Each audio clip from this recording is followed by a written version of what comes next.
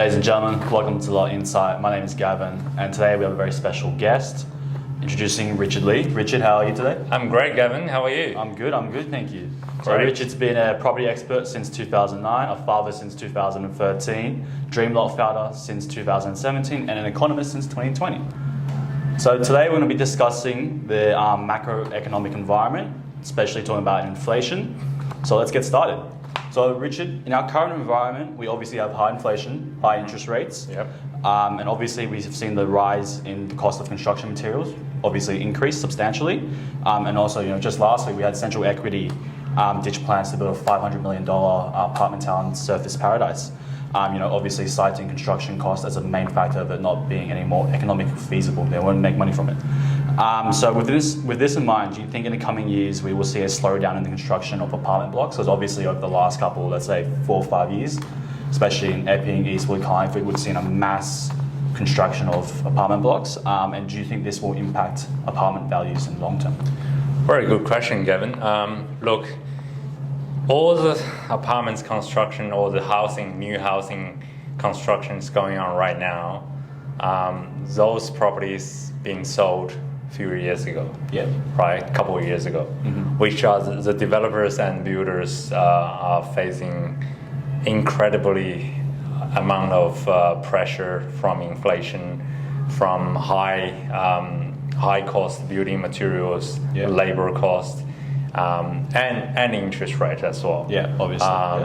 So obviously they're having difficult choices of whether some of the project probably has to put on hold, or even like you mentioned, some developers or builders going into bankrupt because it's no longer feasible for them to complete the contract they signed a couple of years ago.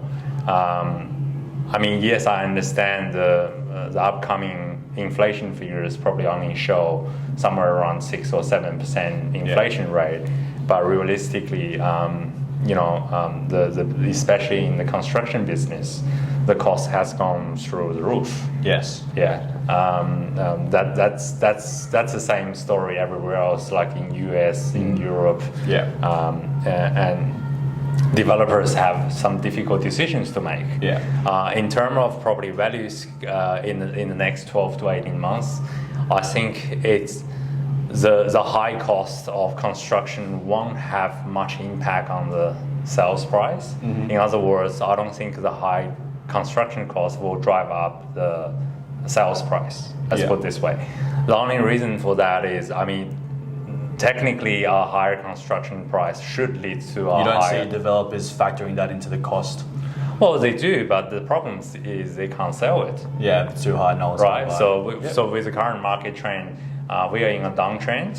And with RBA's hiking rates every month, so potentially they'll hike until the cash rate is 3 to 3.5% or even 4%. So that's another 2% on top, 2 to 2.5% on top.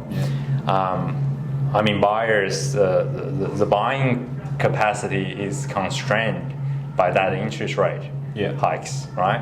So what I'm trying to say is the developers will find a very difficult time to sell high cost apartments or high cost housing project in this downtrend market cycle. But in the future, going forward, when let's just say after a few years or a couple of years, let's say RBA stop the rate hike, or RBA manages to control the inflation into a neutral position, then we may see a new uptrend cycle in the property market. Only then, those costs, construction costs, may be justified in the sales price. Right. That's my opinion. Right, but just to follow on from that, obviously, if we continue having developers like Central Equity ditching plans to build apartments, obviously later down the track there's less stock on the market. Do you think that will affect current values of the apartments with obviously supply and demand? Possibly. You're talking about supply side, right? So currently RBA is trying to reduce the demand. Right? So until they stop doing that, I wouldn't see the demand will pick up anytime sooner. Right. Yes, I understand the supply side is trying to adjust to the market, condition, to the high cost. Yeah. But if you don't have if the demand is not there, it doesn't really matter. Right. Okay. Yeah. It's a good. Okay. It's a good quick response. Yep. Fair enough. Moving on. So obviously, currently we're experiencing 40-year high in inflation, rising interest rates. Talk of our property market, stock markets crashing. Yep. And obviously our economy falling into recession. Obviously we have a war with Russia. Well, Ukraine has a war with Russia, not us per se. We have a spike in energy prices because of that. We have a skyrocketing jump in the price of oil, supply chain problems caused by this war, and also COVID pandemic. We've also had excessive government spending, exploding government debt, and a huge increase in the nation's money supply. With all these factors contributing to our current state of increased inflation, do you think inflation is something everyday Australians should be worried about currently, and should property investors be worried as well? Wow, we had lots going on. Yeah, lots going on In the last couple of years. It's been crazy. Especially in our generation. Yeah. It's unprecedented and something we've never seen before, never experienced before. With the inflation, we do have to understand the basic formula of inflation. How we calculate it is we normally compare to any particular goods, the price of that particular goods last year, then compare to now, basically, right? Like I mentioned previously, the current inflation we may forecast for this coming Wednesday, probably we're gonna hit 6.3 or 6.5%. That's for the June quarter figure, right? So the Australian Bureau of Statistics actually released its inflation figure quarterly, where you're seeing in Europe or in US, they actually do release this monthly figure. Right. So I do see the inflation figure in Australia actually lagging behind other major countries. So by saying that, I don't think we are only at 6.5 or 6.3 inflation rate. I think we're probably more close to, realistically, probably close to 7, 8, or even 9%. Right, so just to clarify, just based on the way we do our results compared to other countries like the US or Europe, you think based on that, because we've done ours quarterly compared to theirs monthly, that we are actually lagging behind? Yeah. So we could be similar to where the US is, that 8-9% area. Yeah, US is 9.1% currently. So whether or not 9% is a peak, well, that's another debate. But it is very high. It's gonna stay that high for some time. Right. So as I answer your question, should we worried about it? Look, I believe everyone is already worried about it. Right. If you're doing the grocery shoppings, right, you do feel the pressures of buying. Let's say if you go into a supermarket buying our favorite broccoli, for example, right? Lettuce is $11, Jeez. Exactly. Broccoli is $14 per kilo. Right. It used to be $3. How many times is that, right? Is 8 or 9% inflation rate even justify for that? I understand that inflation figure is from a broad selection of goods, not just one particular goods. But we all under this pressure. We all feel the pain. It will probably get worse before it gets better. And I believe RBA is trying their best to combat this. Okay. For a property investor though, would you suggest, obviously inflation is only going to get higher in this current market, meaning RBA will just continue to increase rate hikes. Do you think a property investor, let's say they have just one investment home on top of their residential, do you think they should consider selling that in this current market? Well, it's a tricky question, right? So currently we are in a downtrend market cycle. So normally you shouldn't sell your property or your any assets in a downtrend. But you have to take into considerations looking into your own balance sheet today, right, or your cash flow today, especially for your investment property, because that's additional to your own home, right? If you already experience some kind of financial stress, or negative cash flow today, which means you do have to put a lot more money in to support these investment homes. Yeah. Then, if you already experience that today, then you have when after series of a rate hike, if we put a 2 or 3% on top of what's today's rates, I guess some of us probably has to make that difficult decision to offload that rather quickly. Yeah, right.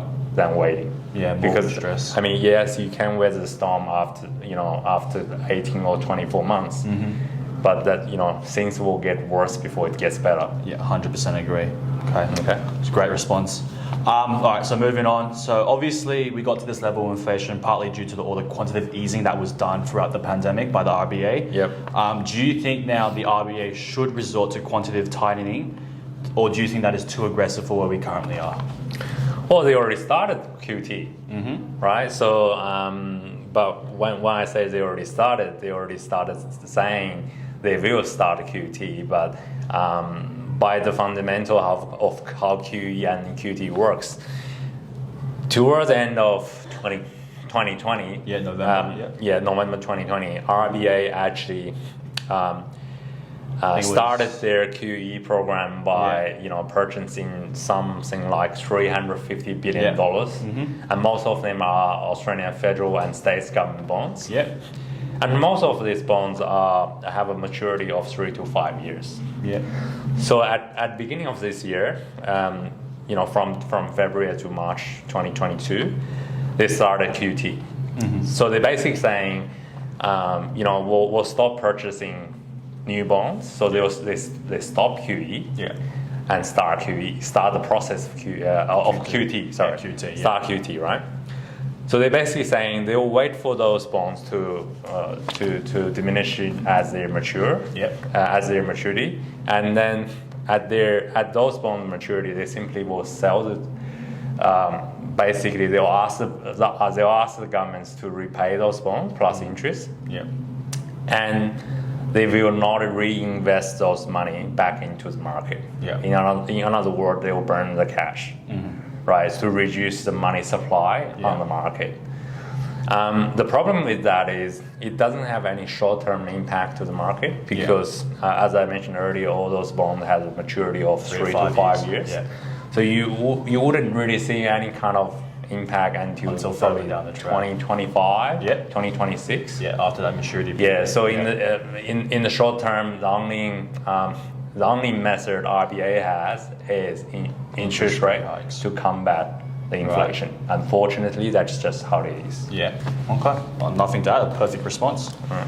Obviously, moving on. So currently, we have an inflation level of 5.1%, but obviously, further down this week, they will release those June quarter results, with many predicting 6.3. And RBA's even warning households that it's likely to hit 7% by the end of the year. Do you think it's possible we could see 9 or 10% next year, and what type of impact would this have on the market? Well, I think we probably already at that range, somewhere between 7 to 9%, realistically. I'm not trying to question how Australian Bureau of Statistics do their maths or formula on the inflation. But I'm just looking at the US inflation rate. We should be somewhere around that. Technically. And we'll probably stay around 7% for some time. Even though after the RBA hiked their rates. I did notice some commodity price or the food price has dropped, more than 10% in the last few weeks or so. That could potentially provide some kind of relief to the inflation down the track. But normally that that probably has some time to go. So we probably have to experience another 3 to 6 months inflation before all the food prices or the commodity price or even the petrol price start to see a steady decrease. Right. Okay. All right. So it will probably stay for some time. So you think we'll most likely stay for another 3 to 6 months? 3 to 6 months 7% range. Around that. Right. Okay. it probably won't go any higher. So I do believe in the case of US, I do believe the interest rate probably very close to the peak or already at a peak. Yeah. Right. But they're gonna stay there for some time. Yeah. Right. So don't expect the inflation rate will peak at 9.1% in US and next month you will see a figure around 7%. Yeah. That's not gonna happen. Yeah, that's just unrealistic. Right. So you probably will stay somewhere around between 8 to 9% for some time. Mm-hmm. Right. Okay. When do you think we can expect to finally meet that RBA's target of that 2 to 3% inflation level? Well, I don't see that's happening in the next 3 to 5 years. Right. Okay. Right. So 2 to 3% is unrealistic target under the current circumstances. Mm-hmm. So few factors have to be counted to make that work. Yeah. Number one is you have to have the war stopped. Yeah. Between Ukraine and Russia. Yeah. So the energy price has to go back to some kind of normality. Yeah. Pre-COVID. Yeah. There are still some countries around in this world currently experience COVID pandemic stress. Right. Yes. Right. Either with vaccination shortage or policy difference. Yeah. Right. Let's just put it this way. So they probably need some time to work out how those economies will have to go back to normal. Yeah. Or if that's going to happen anyway. Mm-hmm. Then that we still currently have a globalization in terms of how the world works. Yeah. So localization will take some time to have its effects. Yeah. To reduce the price locally. Yeah. So I don't see 2 to 3% is a realistic target. Right. So that's just ages away. It's not ages away. So they're going towards that target. Yeah. The RBA is working hard to go through that target, Mm-hmm. but at the same time, they don't want to crush the housing market. They don't want to crush in the stock market. They don't want to crush all the assets market, right? Yeah. So let's just put it this way: they have to balance this very carefully. They don't want to crush the economy to achieve the 2 to 3%. Yeah. A recession, in some degree, is worse than high inflation. Yeah. So they're trying to avoid a hard landing. Yeah. They probably can manage to get a soft landing. Yeah. In Australia, Yeah. I doubt the US can do it, but I agree with that. but we're probably able to achieve that. Yeah. But that's not saying we are anywhere close to the 2 to 3% inflation rate. Right? We're probably going to hang around 5% or 4 to 5% for some time. Yeah. All right. Let's move on. So also last week we saw the announcement of a wide-ranging review of the RBA. Do you think this is just a political stunt, or does it have some merit? It's very interesting timing. Yeah, I would agree. It is very for that interesting review. timing. It's interesting timing. Look, I always say I do agree. RBA probably will need some kind of review. Yeah. Let's just say every decade. Yeah. The last review I can recall is 1990s. Yeah. Which is, how many years is that? It's been more than a decade, I can tell you that. It's more than a decade. So it's long overdue, right? Yeah. But I'll say this, right? I want RBA to keep its independence. 100%, I agree. And not to be affected by any government changes or government fiscal policies. Yeah. They can work together, but they have to be, or they must to be independent from the government. Right. So this is a very interesting timing. Mm-hmm. From what I see personally, I think the newly elected Labour government just want to put some pressure on the RBA board. Yeah. And make sure they don't actually increase rate too rapidly. Yeah. So the public will blame on the new government. Right. But again, unfortunately, the current environment we are in, they just have to raise the rates. Yeah. Yeah. Like all the major banks are predicting somewhere between 3.5%. Yeah. I think that's where they are going for, Mm-hmm. and we'll probably reach there End of the year. towards the end of the year. Yeah, 100% agree. All right, so moving on. It's interesting. Do you think the RBA recognized inflation too late? Because personally, if you ask me, I do think they dropped the ball, maybe leaving rates too low for too long. Right. Okay. Is that your question? That is my question. Do you think they left it too late, the inflation? Do you think they recognized it too late and acted too late on it? Well, there's two parts of the answers here. So the first one is they actually dropped the rate pretty fast. Yeah. At early stage of COVID pandemic. Yeah. When all things, everybody lost the hope. Yeah. Vaccination is nowhere to be seen for another few years at least. Yeah. So they actually reduced the rate rather quickly to try to boost some kind of confidence into the public, right? Yeah. But whether or not they left the rate, for very ultra low, like historical low for too long, it is very difficult to debate that decision because, if you recall, we were in a very strict lockdown 10 months ago. Yeah. We are in Sydney, right? Yeah. So Melbourne was worse. 100%. Yeah. Right. So Melbourne probably was under lockdown for most part of the year in 2021 and 2022. So more than 7 months. 2021. Sorry. If you look into towards the end of last year, we only came out from lockdown. Yeah. There were a lot of uncertainties with the economy in general. Yeah. And no one was 100% sure where we're going to. And even with the property market boom, it was only happening a very short period of time. Yeah. It was very unpredictable. So I would say this, RBA board members couldn't possibly predict the future. Yeah. Especially when we're doing lockdowns. So we got to give them some kind of credit. Yeah. For them to react quickly to drops the interest rate. Imagine if they didn't reduce the interest rate that quick. Yeah. And a lot of would pain be a different story, right? So I'll give them the credit for what they did at the early stage of the pandemic. Yeah.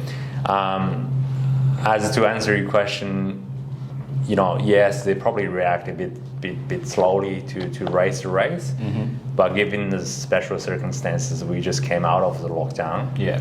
And they do need some time to see how the public reacts, how the economy is going. So I can't blame them on that. Yeah. Yeah, especially we are also following what the U.S. Fed is doing. Yeah. Basically, we just follow them. Decisions in terms of monetary policy. Yeah, that's a fair answer. Just moving on. Do you think the Fed and state governments have been fueling Australia's housing bubble, especially during last year with introducing all these policies for first home buyer grants? Do you think that has played any part in increasing this current inflation? No, I don't. I don't think first home buyers have much impact to the booming housing market, especially the recent one, right?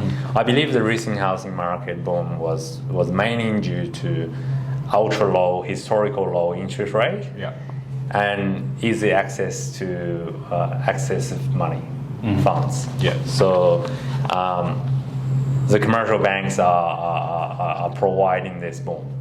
Basically, right? So I don't think that's anything to do with. Yes, the first home buyers were a major part of it, but I don't think the first. $10,000 for a first home buyer would do anything to a housing market. No, I don't think so.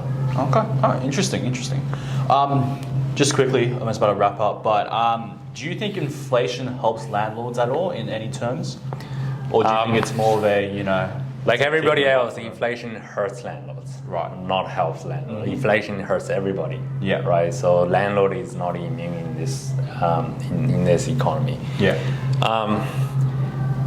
unless you can rapidly increase your rent to match the interest rate, which is not impossible, right? So we predict the RBA gonna increase their cash rate every month until end of the year. Yeah. and it's not possible for landlord to increase rent Rents, every month. Every month, right? yeah. So normally you sign a 6 or 12 months lease. Yeah. Yeah, you can only increase again after 6 or 12 months. Yeah. Which in the meanwhile you do have to pay those costs, higher costs. I'll say this: for landlords to combat inflation, there's only two ways. One, like I said, either increase your rent to keep up with the interest rate, to keep up with the cost, which is a bit unrealistic. And two is just if you find it's too difficult for your cash flow, you have to offload it, or seriously considering to sell it. What about those property investors or landlords who are really hesitant on offloading a property that is obviously they're selling at a loss in this current market? All right, look again. If you are already experiencing financial stress right now, which we, to be fair, we're still in a historical low interest rate. Yeah, nowhere near where it was back in 08. Right. I believe the average historical interest rate is around 7.25%. So we currently still at least 4% below. Yeah. So if you add another 2% on top, what's currently we have, then it will be super challenging for those landlords. To survive. 100%. Right. Yeah. So sell the property at a small loss. Because we still at the early stage of a market correction right now. 100%. Yeah. We haven't seen 20% drop in the housing market yet. Right? We may, but we haven't. So that tells you we are still at a very early stage. So if you offload today, yes, you take a little loss. It depends. It also depends when did you buy it. If you did buy the property a long time ago, let's say 10 years ago or more than 10 years ago, you still make a gain. Right? But if you did buy the property in the last couple of years, yes, you'll make a loss. But it's better than going through 2 or 3 extra percent of interest rate and give you really, really financial stress and lost your property to the bank. Right. It's even worse. I think it's all about opportunity cost then. Yeah. All right. Well, let's move on. So last question. Let's wrap it up. Do you believe inflation this time around will be a transitory effect, or do you think it's going to be more sustained? I think I answered that. I think we'll probably stay. For Australia, I think the inflation will stay somewhere around 6% for the next 12 months. Then we'll have to see if the war will stop in Ukraine, if China has opened, restored some of their supply chain, if local business can pick up some of the globalization years, provide some kind of relief to the supply chain. We have to really to see how the supply chain or the supply side of the economy works. To give a accurate prediction of inflation rate is going. But in the near term, which is next 6 to 12 months, I do see we're gonna hang around 6%, and hopefully, RBA doesn't raise the rate too fast. To bring that down. So I hope it's a natural process. I believe they will do it in a balanced way. Okay. All right. Well, ladies and gentlemen, that's it for today. Thank you for listening to Lot Insight. Thanks for your time, Richard. Thank you, Gavin. And see you next time, guys. Bye.